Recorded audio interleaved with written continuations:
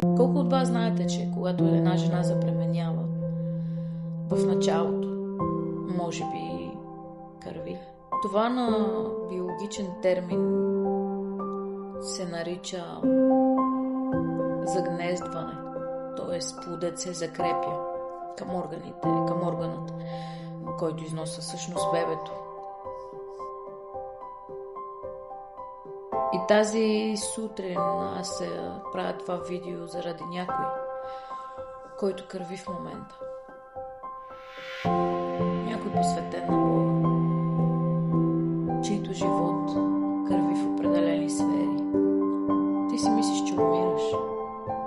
Мислиш си, че животът ти се проваля въпреки покорството ти към Бога, че си верен във всичко, обаче пък нищо не се случва. И тази сутрин този клип е за теб. За теб, този, който си мислиш, че кърпиш, понеже умираш. Искам да те насърча. Понякога кървенето не е за умиране, а значи, че се ражда нов живот.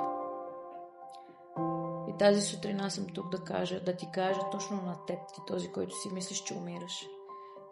Ти не умираш. Просто нещо Божие си прави път в теб.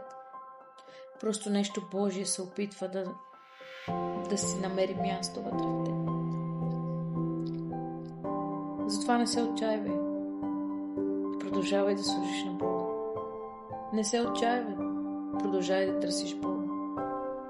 Не се отчаивай. Продължавай да позволяваш на Господа да има. Защото нещо Божие е на път да се роди.